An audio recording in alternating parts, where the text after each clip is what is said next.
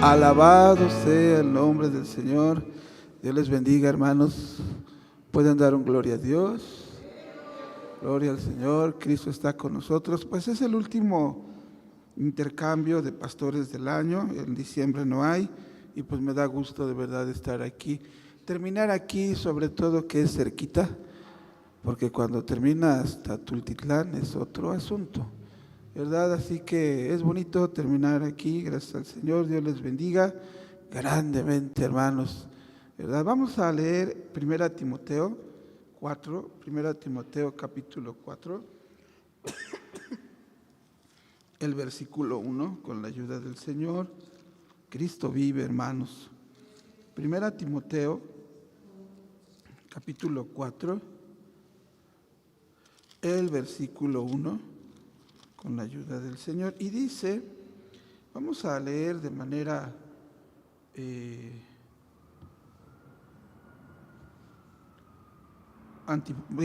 unidos. 1 Timoteo 4:1. Si ya lo tiene, diga amén. Bueno, leemos y dice: Empero el Espíritu dice manifiestamente que en los venideros tiempos algunos apostatarán de la fe, escuchando a espíritus de error y a doctrinas de demonios. Vamos a orar al Señor. Padre eterno, en el nombre de Jesús te pedimos que bendigas este momento de la enseñanza. Bendice, Señor, la vida de cada uno de mis hermanos. Dales de tu ayuda, de tu bendición, de tu poder. Señor, usa mi vida en tus manos y dame de tu gracia infinita, Padre celestial. Muchas gracias, Señor. Gracias te doy en el nombre de Jesús. Amén. Pueden ocupar su lugar con la ayuda del Señor. Bien, hoy vamos a hablar un poco acerca de este asunto de la apostasía que se está manifestando, no de ahorita. Realmente hablar de la apostasía, hermanos, no es hablar de un tema nuevo, es hablar de un tema muy viejo, que se da prácticamente desde el inicio de la iglesia. Sí, este asunto de la apostasía. Y sin embargo, aunque es un tema muy viejo, muy predicado, sin embargo, la apostasía sigue avanzando de una manera impresionante, ¿verdad? De una manera impresionante. La apostasía avanza dentro de, bueno, quien apostata, pues la iglesia es la que apostata, ¿sí? No dice que toda, dice que algunos, ¿verdad?, van a apostatar de la fe. Esta carta a Timoteo, bueno, estas dos cartas a Timoteo y la carta de Tito son cartas pastorales, están dirigidas a pastores a quienes se les ha encomendado el cuidado de la iglesia, porque ese es el trabajo pastoral, cuidar de la iglesia, corregir, ordenar, dirigir la iglesia, coordinar sus trabajos, organizarla y estar siempre al frente de la iglesia. Bueno, la Biblia nos dice en este versículo, y es interesante este versículo porque no habla el apóstol Pablo por sí mismo, sino que dice, empero el Espíritu dice. El Espíritu dice. No dice, yo, hermanos, en los venideros tiempos algunos apostatarán de la fe. No, dice el Espíritu. Esto quiere decir que lo que él está diciendo, aunque todo lo que él menciona es del Espíritu, aquí lo enfatiza aún más. El Espíritu dice, sí, manifiestamente, que en los venideros tiempos, ¿verdad?, algunos, no dice que todos, algunos van a apostatar de la fe, ¿sí? Fíjese que la apostasía es el abandono deliberado y consciente de la fe cristiana. La apostasía es un abandono. Yo ya me voy, a mí ya no me gusta esta doctrina, ya no me gusta esta manera en que la iglesia, esta iglesia, ¿verdad?, practica la fe cristiana. Fíjese que yo he notado que muchos de los que abandonan, por ejemplo, nuestra denominación, lo hacen porque siempre están con eso de que somos muy legalistas, somos muy estrictos, somos muy religiosos. Siempre están con eso. Siempre es lo mismo, ¿sí? Siempre es lo mismo, siempre es lo mismo, ¿verdad? El legalismo y la religiosidad, que pueden existir en alguna denominación.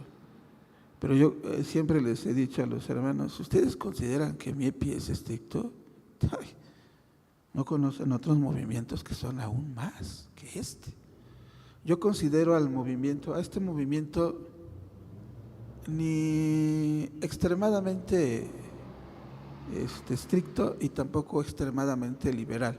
Yo, al menos yo como persona, como miembro, lo ubico dentro del medio. No está ni exageradamente legalista ni exageradamente liberal. Hay otros que sí, pero hay algunos que dicen, no, pues nos vamos porque ya no nos gusta estar aquí. Pero es el abandono deliberado y consciente de la fe, no del movimiento, de la fe cristiana. ¿Sí? De la fe cristiana. No, es un rechazo persistente de las verdades fundamentales del Evangelio. Se rechazan las verdades fundamentales del Evangelio. Ya no se quiere oír esa palabra de Dios. Sí, no se quiere oír, ¿sí? Y en los tiempos finales esto es cada vez más común, incluso dentro de la iglesia. ¿Sí? Es un abandono deliberado y consciente. Es que ya no me gusta orar, ¿sí? Yo ya no quiero asistir tanto al culto, que va contra la doctrina de congregarse, o la oración. Ya no estoy de acuerdo, ¿sí? Yo estoy acabo de ir a un lugar y vi esto que es contrario a la doctrina y ya no me gusta estar aquí. Es el abandono de la fe cristiana. No es un cambio de movimiento. Una cosa es un cambio de movimiento y otra es un abandono de la fe, de los puntos doctrinales que creemos. Pensemos, por ejemplo, ¿no? Un apóstata, para ilustrarlo muy gráficamente, un apóstata hoy, por ejemplo, vendría a ser el cantante Jesús Adrián Romero. Jesús Adrián Romero es un apóstata declarado. ¿Por qué? Por ejemplo, voy a poner dos cosas que él ha dicho a lo largo de los años. Por ejemplo, la primera, cuando invitaba a los cristianos a que celebraran el Halloween, que no había problema con eso, ¿verdad? Que había que aprovechar, ¿verdad? Inclusive es interesante, hermanos, ver cómo algunas de las que antes eran iglesias hoy celebran ya el Halloween. Es un abandono de la fe. Otra de las expresiones de este cantante tan famoso, él decía hace algún tiempo que dice, ese perro, dice, o sea, hablando de un perrito, de una mascota, ese perro que te calmaba en tus momentos de ansiedad. O sea, por ejemplo, estabas ansioso, venía el perro y lo acariciabas y te sentías mejor. Él dijo, ese perro que calmaba tu ansiedad era Cristo.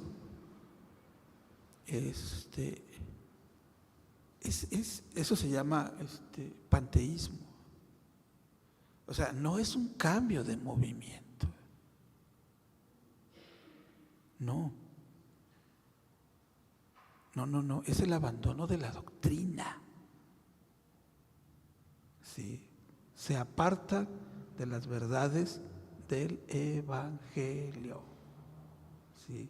Entonces, la apostasía es el rechazo de la fe que una vez se profesó. Ya no me gusta, ya no me agrada, no estoy de acuerdo, ya no quiero estar. ¿Sí? Ya no se quiere. ¿Sí? No dice aquí que no va a ser toda la iglesia. Algunos apostatarán de la fe. Van a escuchar a espíritus de error y a doctrinas de demonios. ¿Sí? Porque precisamente quienes están activamente promoviendo la apostasía en la iglesia son los espíritus malignos. En realidad, cuando tú ves a un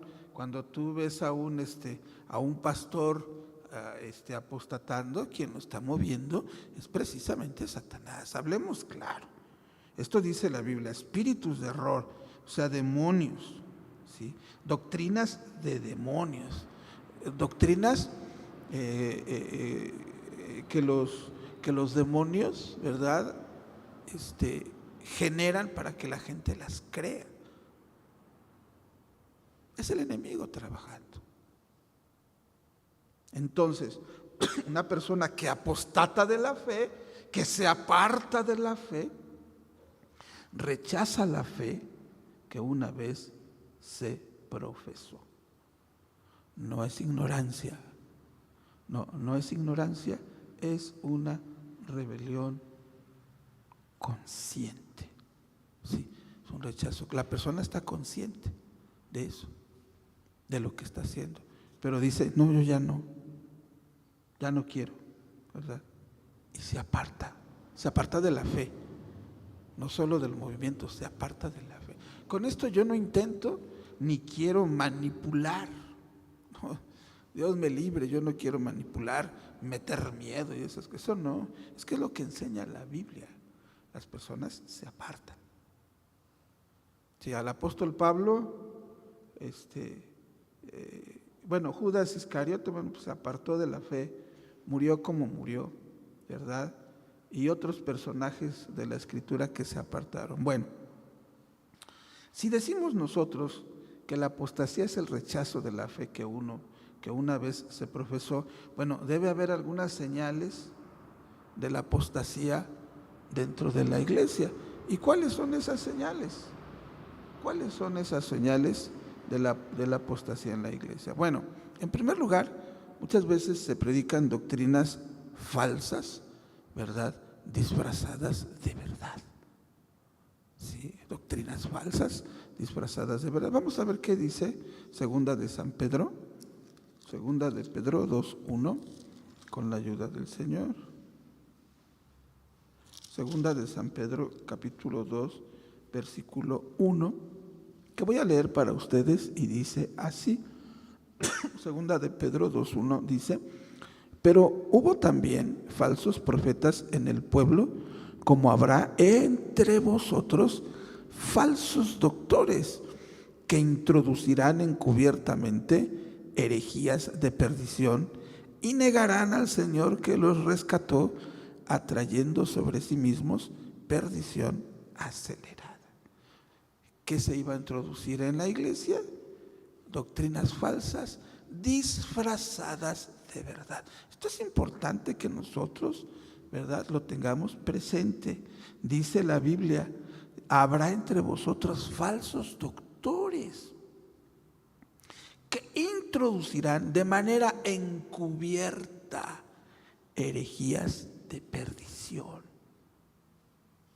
Así de sencillo. Yo de verdad, hermanos, nunca olvido ahí en la iglesia que alguien mencionaba y en público, ¿no? Decía que tuve yo que corregir, quizás lo dijo por ignorancia, no creo que sea por hereje, quizás por ignorancia, pero sí mencionaba el hecho de que, hermanos, era Semana Santa, por cierto, y recuerdo que decía, hermanos, no, pues a Jesús no le dolieron las espinas. Jesús era Dios y es Dios, no le dolieron las espinas, ni los latigazos, no, él no sintió ese dolor. Y todos se quedaron así.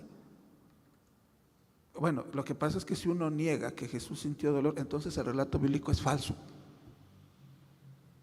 O sea, es falso. Entonces uno tiene que tener cuidado y estar bien al pendiente, porque van a introducir dentro de la iglesia, ¿verdad? Herejías de perdición dentro de la iglesia. Esa es una señal de apostasía en la iglesia. Doctrinas falsas disfrazadas de verdad, pedideras de dinero, entre otras.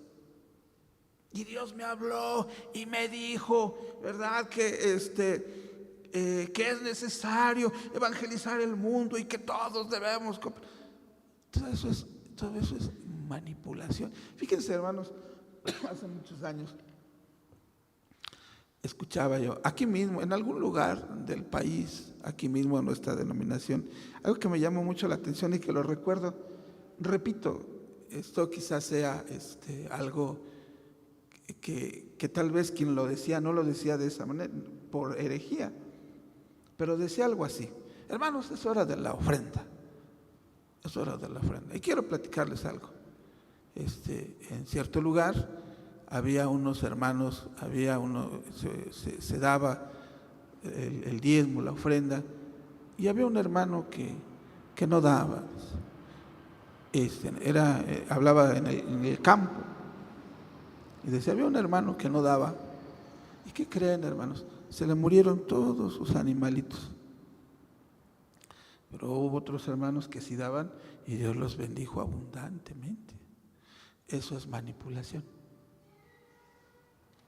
O sea, ¿Dios va a matar a mi hijo porque no ofrendé? Pues eso no tiene lógica. Eso no tiene ninguna lógica, ¿verdad? Pero eso luego se toma como enseñanza y no es así. Otra cosa que luego uno escucha, ¿no? En alguna ocasión escuchaba yo esto en cierto lugar: hermanos, el 24 de diciembre procuren estar en el templo porque hubo una familia que salió en esas fechas y se accidentó. Uno tiene que ser muy cuidadoso, porque parece que son verdades y no es así. O sea, yo siempre he dicho de Dios, ¿no? Dios, eres tan malo. Bueno, eso lo hace el diablo sí se lo creo, pero a ti no. A ti no. Son formas de manipular y de introducir cosas dentro de la iglesia que no son verdad. No son verdad. Esto no quiere decir, ay, váyanse todos, ¿no? No, uno tiene que estar en la casa de Dios y más esos días, ¿no?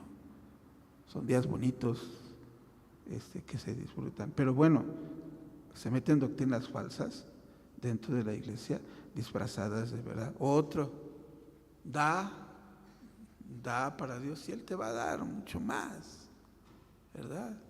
No sé si me va a dar mucho más. Lo que sí sé es que Dios bendice. Eso sí sé, que Dios bendice. Sí, Dios bendice, hermanos. Claro que sí.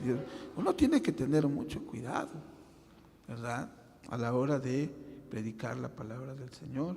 Muchas veces también en la iglesia se desvía el evangelio hacia enseñanzas centradas en el hombre, ¿verdad? El hombre es el pobrecito. Ay, pobrecito. Ay, el hombre. Se centra en el hombre. A ver, ¿qué dice Gálatas? Vamos a ver Gálatas.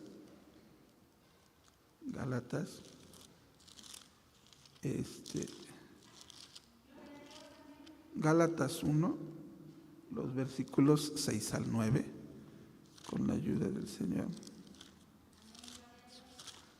Dice así, Gálatas 1, los versículos 6 al 9, dice así.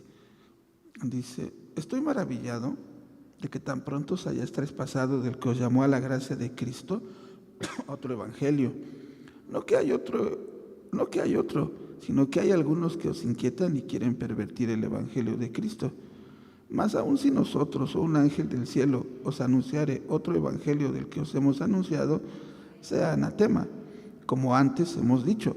También ahora decimos otra vez, si alguno os anunciare otro evangelio del que habéis recibido, sea anatema. Bueno, ¿qué pasa en esto? Bueno, el asunto en Gálatas, ¿verdad? El asunto en Gálatas era que había judíos convertidos al evangelio que querían que los gentiles, que no eran judíos y que jamás ni se habían circuncidado ni habían practicado la religión judía, la comenzaron a practicar. ¿Sí? No se podían salvar, sino esto también fue muy común al inicio de la iglesia, y en Hechos, el primer concilio trató ese asunto, ¿no? Que el hombre tiene que hacer obras para poder salvarse. Ese es un problema muy grande, ¿verdad? Y que se enseña, que se llega a enseñar luego erróneamente. El hombre no puede hacer nada para salvarse a sí mismo. El único que lo puede salvar se llama Jesucristo de Nazaret. ¿Cuántos dan gloria a Dios? Pero luego se centra en el hombre. Tú puedes, haz obras. Sí, Dios hace una parte, pero tú tienes que hacer tu parte en tu salvación. Enseñanzas centradas en el hombre. Pobrecito hombre, ¿cómo sufre? A veces yo sí, luego le digo a la iglesia, es increíble, hermanos, que nunca podamos ver en las desgracias de la humanidad la mano de Dios. Siempre vemos al pobrecito ser humano, pobrecito, ¿cómo sufre? Nadie puede ver, nadie ve un juicio, nadie ve. Todos son desgracias.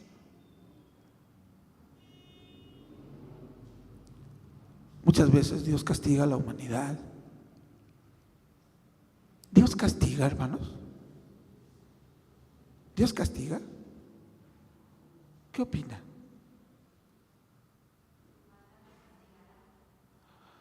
Fíjese, 1 Corintios 11:32 dice, siendo juzgados, ¿somos qué? Castiga, o sea, Dios sí castiga. O sea, Dios sí castiga, ¿cómo no? Y también Hebreos habla del castigo. Y dice la Biblia que azota incluso a cualquiera que recibe por hijo. Si castiga a su iglesia, ¿por qué no va a castigar a la humanidad? De eso luego no se quiere tocar. ¿Y saben por qué? Porque siempre se habla de un Dios que es bueno, misericordioso, perdonador. ¡Qué bueno es Dios! Pero del Dios que castiga no se habla. Entonces, y todo eso, esas enseñanzas centradas en el pobrecito hombre, qué bueno es el hombre. No, la Biblia no enseña que el hombre sea bueno. El hombre es un miserable pecador necesitado de salvación.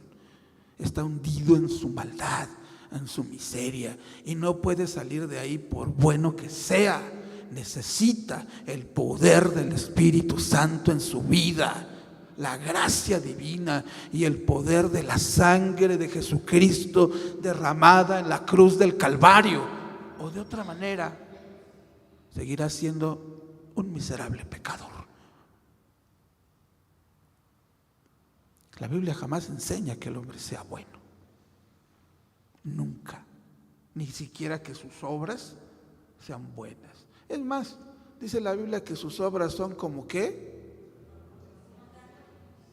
¿Sabe en el original hebreo lo que significa el trapo de inmundicia?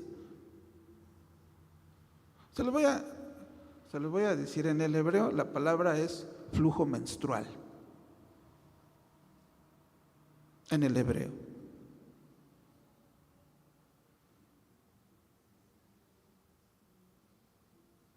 Y ya se imaginará entonces lo que significa. Pero deje de eso. Eso a nosotros no debería escandalizarnos. Lo que pasa es que entre el pueblo hebreo, inclusive, alguien que tocara a una mujer que estaba en sus días era un impuro. Por eso es que era totalmente rechazable todo eso. Imagínense lo que significan para Dios las obras de los hombres. Así que el hombre de bueno no tiene nada. No hay nada bueno en él. Se niega también la autoridad de la Escritura. Se niega la autoridad de la Escritura. Hay hermanos que no creen ciertas partes de la palabra de Dios porque les incomodan. Si se habla de la vestimenta honesta, no, esa parte no me gusta. Si se habla de que la esposa debe sujetarse a su marido, no, eso no, porque estamos muchas veces influidos por las ideas del mundo. Y se empieza a trocear la Escritura, ya no se acepta. Ya no se quiere oír. Se niega ya la autoridad de la Escritura. ¿Y por qué yo tengo que creer eso? ¿Que realmente son los milagros de la Biblia? ¿Son realmente milagros?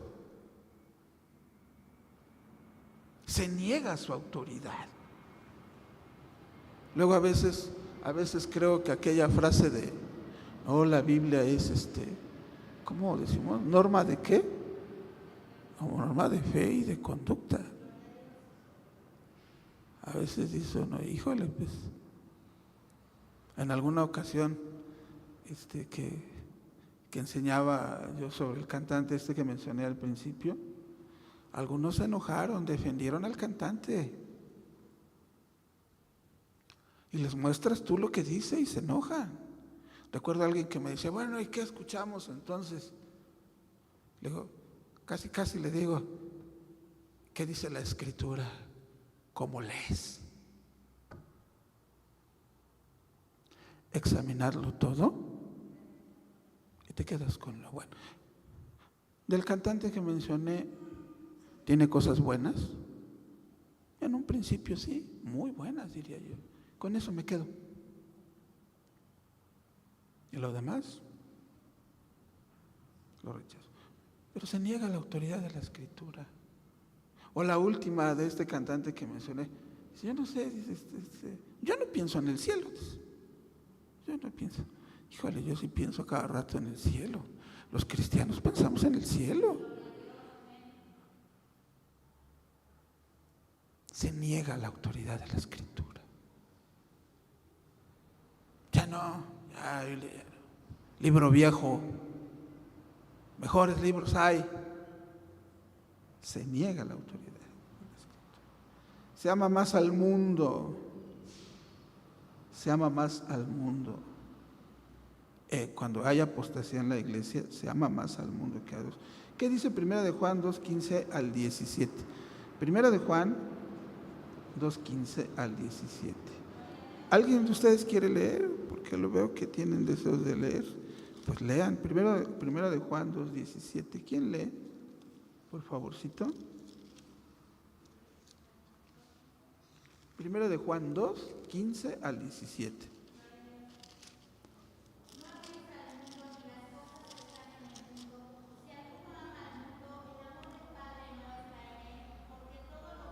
Así es.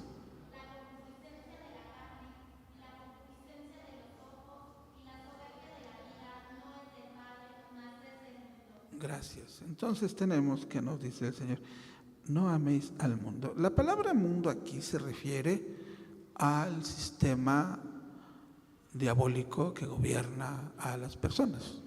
De ese mundo salimos nosotros. ¿Sí? De ese mundo salimos. No salimos del planeta, ¿verdad? Pues vivimos en otro. No, salimos del sistema. De ese sistema que gobierna al mundo. Por ejemplo, una práctica muy común en el mundo es el adulterio. Es una práctica muy común. Cuando trabajaba yo en lo secular, era una práctica común, muy, muy común, extremadamente común. ¿Sí? Y cuando tú te conviertes a Cristo, sales de ese mundo que dice esto está bien, sales de ahí, porque son prácticas del mundo. Pero la palabra mundo es cosmos, pero se refiere en este caso al sistema con sus ideas, con sus prácticas, con sus tres ejes principales, que son la concupiscencia de la carne, todos los deseos de tu naturaleza caída, porque la carne es la naturaleza caída, el deseo de los ojos y la soberbia, el orgullo del mundo. Yo soy el mejor, yo soy un buenazo. O sea, todas esas ideas, ¿verdad? Y ese amor por el mundo, cuando está en la iglesia, Padre Santo, se apostata de la fe, porque Dios nos ordena no amar al mundo ni lo que hay en él, en términos del sistema, ¿sí? Si alguno ama ese sistema, Dios no está en él, ¿sí? No nos podemos detener en explicar el versículo 16 de manera muy amplia, ¿sí? Pero son los deseos de la carne, los deseos de estos ojos. Bueno, de entrada, ¿por dónde nos entran las tentaciones? ¿Alguien sabe? ¿Por la nariz? ¿Por el sentir o por los ojos? Por los ojos. Lo que vemos nos gusta y lo queremos. ¿Sí? Por eso, y el mundo es así. Por eso hay tanto video y tanta cosa para ver.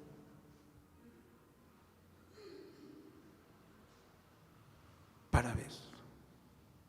Y llama la atención de las personas. ¿Sí? Entonces, la frialdad espiritual y la pérdida del temor de Dios es otra señal de que en la iglesia hay apostasía. O sea, frío, todo frío. Hay frialdad espiritual en tu vida. Ya pierdes el temor de Dios, te dejas llevar por el mundo. Hay que tener cuidado, hermanos. Hay que tener cuidado. Cristo viene pronto. ¿Cuántos creen que Cristo viene pronto? Hay que tener cuidado, tener mucho cuidado. La manera en que nosotros podemos evitar la apostasía, en primer lugar tenemos que permanecer en la palabra de Dios, ahí, sin movernos. Sin movernos. ¿Qué dice San Juan 8, 31 y 32? ¿Qué dice San Juan 8, 31 y 32? ¿Qué dice? ¿Alguien lea de ustedes, por favor? ¿Nadie? Si no, yo ahorita lo leo.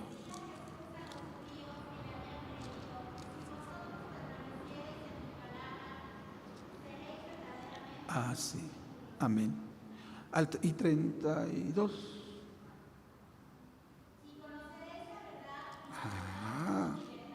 Dice el Señor a los judíos que le habían creído, ¿ustedes también le han creído al Señor? ¿Sí? Dice la palabra, si vosotros permaneciereis ¿en dónde? En mi palabra, ¿seréis qué? Mis discípulos. O sea, usted y yo tenemos que permanecer en la palabra. Así de sencillo. Permanecer en la palabra. No movernos. No movernos para nada. Permanecer ahí. Ahí quedarnos. Tal cual está escrito. No nos movemos. ¿Sí? No le cambiamos. No le agregamos. Ahí nos quedamos. Dentro de lo que dice la Escritura. Escúcheme bien. Dentro de lo que dice la Escritura. Ahí me quedo. No me muevo. Luego dice el Señor, les dijo a ellos, ustedes van a conocer esa verdad y la verdad los va a hacer libres. Les pregunto, hermanos, ¿la palabra de Dios los ha hecho libres a ustedes? nos ha libertado. ¿Sí? Nos ha libertado la palabra de Dios. También, si queremos nosotros protegernos de esta situación de apostasía, tenemos que tener discernimiento espiritual. ¿Qué es el discernimiento? ¿Qué es el discernimiento? De hecho, dice la Biblia, ahí mismo en 1 Corintios 11, ¿verdad? Habla de que algunos ya no disciernen. ¿Qué es el discernimiento? El discernimiento es la capacidad de hacer, en el caso de la Biblia, es la capacidad espiritual de poder hacer la diferencia entre el bien y el mal.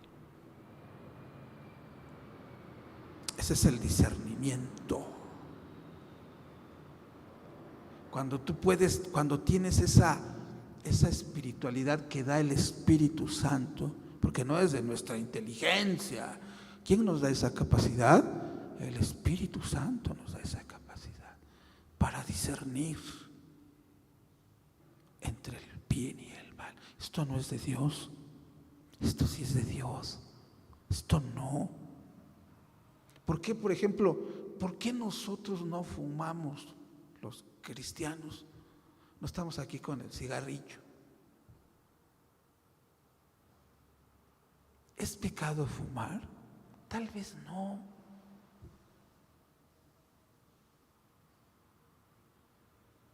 Pero aquí la cuestión es espiritual, y es ahí donde ya. En alguna ocasión evangelizaba yo a una persona hace muchos años.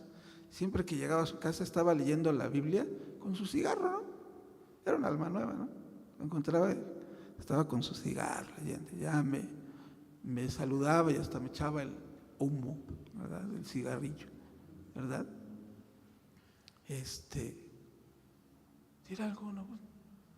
Pues eso no es de Dios. Sientes en tu ser que eso no es de Dios. ¿Dices tú? Mejor lo evitamos. ¿Sí? Hay gente, fíjense, hermano, creo que son 8:30. Hay gente que cree que nosotros prohibimos. Sí, de seguro tú no tomas porque te lo prohíben. ¿Les prohibimos? A ver, seamos honestos. ¿Prohibimos? ¿Prohibimos o no? No. ¿Usted sabe que en Estados Unidos hubo ley seca durante muchos años? Estaba prohibido en los Estados Unidos, en todo el territorio estadounidense, beber vino. ¿Y sabe qué pasó? Por la prohibición se empezó a generar el vino clandestino. De ahí surgió Al Capone y otros mafiosos, hasta que quitaron esa ley. Las prohibiciones no funcionan. Para ese tipo de cosas no funciona. Nosotros no tomamos por una razón. Hay alguien más poderoso en nosotros que se llama Cristo el Señor. ¿Y qué decimos? No. Algunos creen que prohibimos. Yo no tomo pues porque tengo a Cristo en mi corazón. ¿Para qué necesito tomar? ¿Para qué necesito fumar? No, yo tengo a Cristo y el que está en mí es más poderoso que el que está en el mundo, hermanos. Más poderoso. Pero tienes que aprender a hacer ese discernimiento espiritual. Otra cosa importante para evitar estas situaciones: congrégate. Es importante congregarse, hermanos, ¿sí? Además es bíblico. Es bíblico. Cuando nosotros nos congregamos en la iglesia, en la iglesia todo edifica. Todo edifica. El culto como tal está hecho para edificar. Por ejemplo, la oración inicial edifica. Los cantos edifican. Los testimonios deben edificar. Las participaciones edifican. La palabra edifica. La oración final del servicio edifica. La comunión de los hermanos allá en la venta edifica o no edifica. ¿Nuestra comunión no edifica? Sí. Todo está hecho para edificación. Por eso es tan importante congregarse. ¿Qué dice Hebreos 10:25? ¿Alguien quiere leer, por favor? Perdón por mi tos. Hebreos 10:25, ¿alguien quiere leer? ¿Qué dice?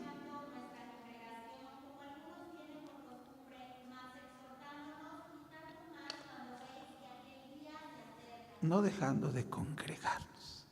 Qué importante es congregarse en la casa de Dios. La iglesia fue fundada para vivir en comunidad. ¿O para vivir cada uno por su cuenta? No, sino para vivir en comunidad. Para eso es la iglesia. Fíjese que el enemigo ha metido aquello en muchas personas, aquella herejía de que pues mi salvación, mi asunto es con Dios. ¿Para qué quiero una iglesia? Con que lea la Biblia, haga lo que la Biblia dice y ore a Dios y viva mi vida con Él. ¿Para qué quiero una iglesia? ¿Para qué quiero un pastor? ¿Para qué quiero diezmar y cooperar y todo eso? No, yo solo busco a Dios. ¿Es eso lo que Dios ordenó? No. Para si hay alguno que está pensando así, está equivocado y está apostatando. Hermanos, mi relación es con Dios, no con usted. Hay que tener cuidado porque esa idea ya se les ha metido.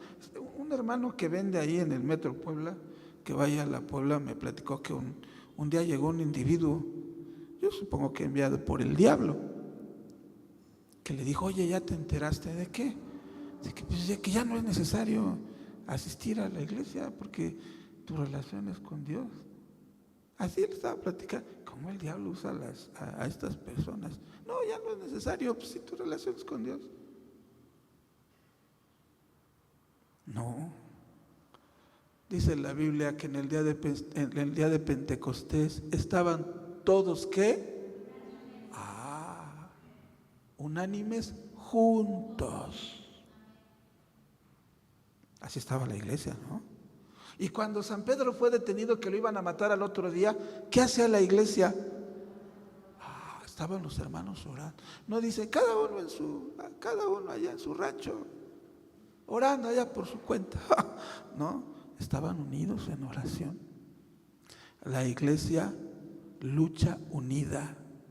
Y algo de lo que yo he visto en las iglesias que he estado, que admiran las personas del mundo, es nuestra unión.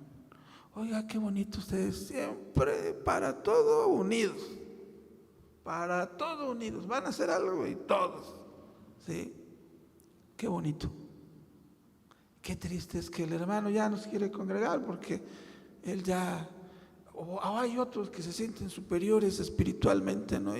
¿Para qué me congrego si yo le entiendo re bien a la Biblia y al hebreo y al griego y no sé qué más? No, es necesario congregarse. Aquí envía el Señor. ¿Qué envía, hermanos? Bendición y ¿qué? Vida eterna. Entonces, qué importante. La oración es un elemento indispensable para evitar la apostasía. ¿Qué dice San Mateo 26:41? ¿Qué dice San Mateo 26:41? ¿Qué dice? Sí, lea. Alguien que tome su Biblia, se ponga de pie y lo lea. ¿Qué dice San Mateo 26:41? Dice, ya. Más la carne, velad y orad. La oración es poderosa, hermanos. ¿Cuántos creen que la oración es poderosa? Es muy poderosa. ¿Sí? oración es poderosa, ilumina nuestra mente, nos da fortaleza, poder espiritual. Qué preciosa es la oración. Entonces debemos estar en continua oración, ¿sí? Algo de lo que luego quita el enemigo para confundir a la iglesia es la oración. Cuando ya no hay oración en la iglesia, qué peligro. Qué peligrosa es una iglesia que no ora. Qué peligroso es un pastor que no ora, ¿eh? Un pastor que no ora es un peligro para su congregación. ¿Sí? Una cosa tremenda. Bueno, entonces, de esta manera, entre otras cosas, podemos nosotros evitar, ¿verdad?, la apostasía, que es una cosa, un asunto preocupante. Finalmente, ¿qué tenemos que hacer nosotros? Seguir predicando la verdad, tal como está en la palabra de Dios, ¿sí? La iglesia debe predicar la sana doctrina tal cual.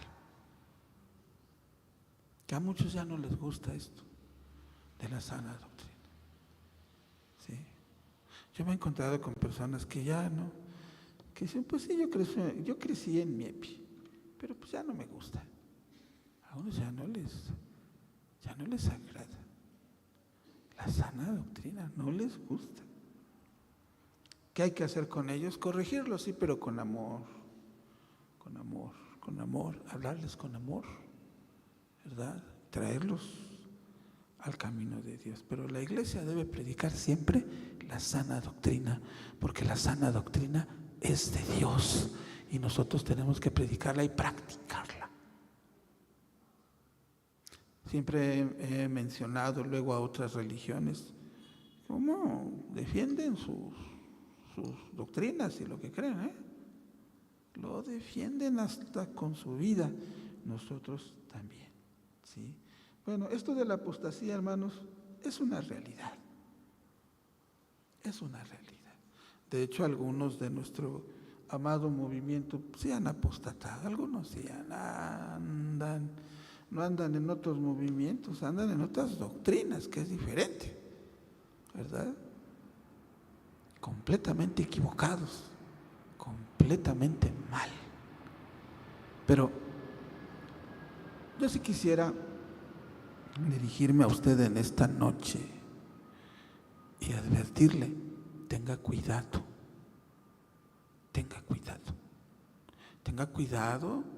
¿verdad?, con lo que cree, hasta con lo que ve en el internet. Tengan cuidado. Hace poco, estando de pie, por favor, ya terminamos. Hace poco, enviaron 2 videos ahí al grupo de WhatsApp del Lirio del Valle. Uno era adventista y lo eliminé, como soy el administrador del grupo, lo eliminé. Le digo, no, esto no, porque empezaba aquel predicador hoy en el Santo Sábado, ¿verdad? Digo, no, va para afuera esto. Y hay que enseñar, por eso hay que estar enseñándole a la iglesia, porque la iglesia luego lo ve bonito y dice, ay, qué hermoso está, y lo manda, ¿no? Y luego mandaron otro, que si uno lo ve, dice, ay, se oye bonito, pero yo tengo un defecto muy grande, yo me pongo a investigar, ese es mi defecto. Y luego que empiezo a investigar a este varón, su nombre y todo, y ya me di cuenta, es un apóstol, experto en finanzas, es coach de pastores, empoderador de líderes. Y digo, no, esto no. Y está bien que lo elimino, porque digo, es que miren, hay cosas que se oyen bonitas, de verdad. Hay cosas que se oyen bonitas, pero dice uno, esto no es de Dios. Esto no es de Dios. Por eso uno tiene que ver hasta las fuentes. ¿De dónde viene esto? ¿De dónde viene esto? ¿Verdad? Ya después la hermana me dijo, ay, sí, hermano, ya después lo vi, había cosas raras ahí. Digo, pues yo desde el primer segundo vi que había primero el sábado, ¿no? Entonces, Tengamos cuidado con lo que vemos, con lo que oímos, incluso con lo que leemos. Tengamos cuidado de no decir cosas indebidas, ¿verdad? Tengamos cuidado. Es peligroso, es peligroso. Y de repente podemos estar ya metidos en situaciones de herejía. Tenga cuidado, cuide su vida espiritual, cuide a sus hijos, cuídelos mucho, sí. Cuídelos, ¿verdad? Cuide la doctrina, ame la palabra de Dios. Vivimos tiempos complicados, pero si estamos en Cristo, estaremos bien con su ayuda bendita. Pregunto, ¿quieren ustedes seguir en la sana doctrina, hermanos? ¿Seguir firmes? Ahí voy a seguir hasta la muerte. Ahí voy a seguir. Voy a creer en todo lo que enseña la palabra del Señor. Vamos a dar gracias al Señor por la enseñanza. Oramos al Señor y damos gracias a Dios. Si usted quiere venir aquí para orar al frente, adelante, y si no, ahí en su lugar. Vamos a orar al Señor. Bendito Dios y buen Padre celestial, Dios todopoderoso, Dios bueno y misericordioso, estamos en tu bendita presencia. Te damos muchas gracias por la vida de esta iglesia, Señor. Gracias por la vida de esta iglesia. Gracias por la vida de los hermanos aquí en este lugar. Me da mucho gusto ver a los hermanos de aquí, de esta colonia, aquí en la Magdalena, Mixhuca, Señor. Muchas gracias por sus vidas. Gracias porque los has cuidado, los has protegido. Ayúdalos a permanecer en tu palabra. Ayúdalos a permanecer en tu evangelio. Ayúdalos a permanecer, Señor eterno, dentro de la doctrina. Ayúdalos a permanecer en la verdad, porque la verdad nos hace libres. Esa verdad preciosa de Cristo que nos ha hecho libres. Te pido, Señor, que bendigas a los hermanos, seas con ellos de una manera muy poderosa, los tomes en tus manos, les des de tu gracia, les des de tu ayuda y de tu bendición. Sé con ellos, Padre. Muchas gracias por sus vidas. Tómalos en tus manos, ayúdalos a buscar tu rostro, tu presencia. Ayúdalos, Señor, si alguno se está desviando de la verdad, apártalo, Señor, de esos errores, de esas equivocaciones. Bendice a los hermanos, tómalos en tus manos, dales de tu ayuda. Bendice a tu siervo en este lugar, a su esposa, Señor, bendícela.